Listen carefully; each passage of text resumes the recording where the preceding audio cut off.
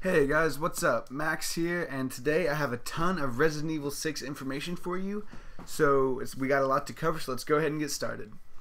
The first thing that's really interesting about Resident Evil 6 is the move and shoot system. And what that is it was implemented in Resident Evil 4, and it's so you can move and shoot at the same time, but they even went a step further this time. Now you can roll, and you can crawl around on the ground and strafe. You can crawl forward and backward, roll around enemies, do some cool flips, crazy flips, and fly through the air like a ninja. So that's going to be pretty awesome. It's going to feel really great when you're playing it. You have a ton of ways to get around your enemies, to dispatch them easier. And the next thing is the cover system. The cover system is kind of a Gears of War style, hide behind a pillar or something while an enemy is shooting at you, then pop out when they have to reload and take them out. That's going to be pretty cool. And this next thing is just huge. There are 3 playable campaigns in Resident Evil 6. That's like 3 games packed into 1 game. And there are 6 different playable characters, 2 per campaign. So that's going to be pretty great. I'm going to go ahead and cover a little bit about all the campaigns. The first campaign is Chris. Chris's campaign is much more action-based. You get heavier guns like assault rifles and stuff like that.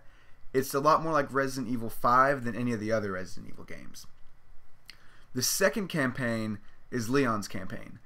Leon's is more stealthy, and you sneak around and conserve your ammo to take out your enemies. And that's another thing. You're not going to be overloaded with ammo in this game. You're going to have to conserve it with all the characters, so you don't have to end up just walking around beating enemies to death. But that's why you have the option to beat enemies to death in case you do run out of ammo. Leon's campaign is more reminiscent of older Resident Evil games, like obviously the 4th one, which you kind of had to sneak around and be clever with the things you were doing. The third campaign is Jake Muller's campaign, or Muller, something like that, I'm not sure. Jake's campaign is really cool because he can't be infected. That doesn't mean that he can't die, it just means that he can't be infected by the G virus, I think is the virus in this game.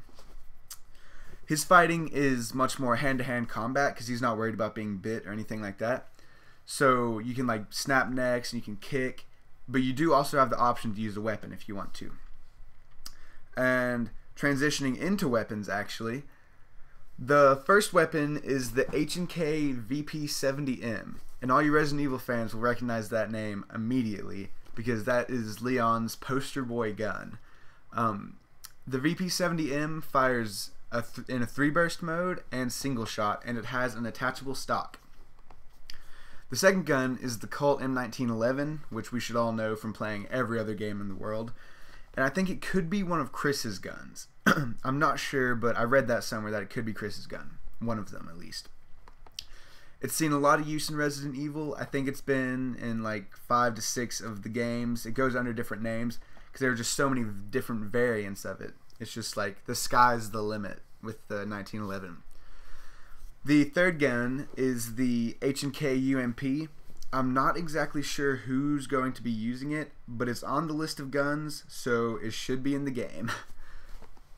The fourth gun is the Kalashnikov PKM, and the Kalashnikov PKM is very similar to the RPD. This gun will for sure be in the game because it's actually seen in the reveal trailer. It's being used by a bioterrorist, like one of the zombie kind of people.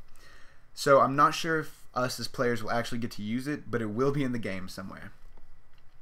The fifth gun is the Ruger MP9. It's also seen in the reveal trailer.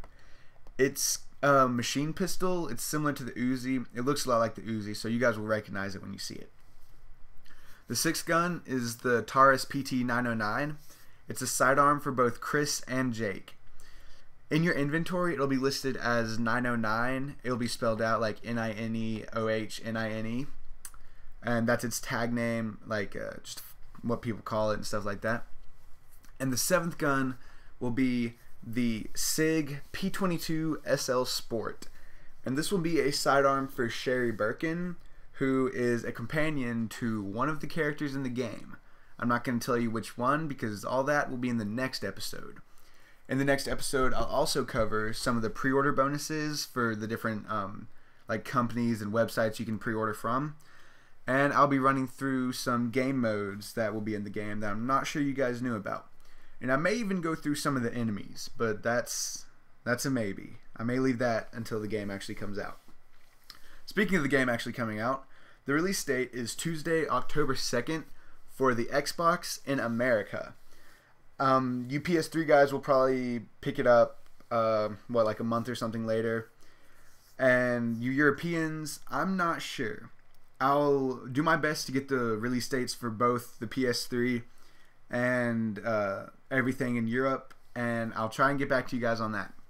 You guys now know where to come for Resident Evil information, so sub and stay tuned because there will be another episode. Thanks for watching and see you later.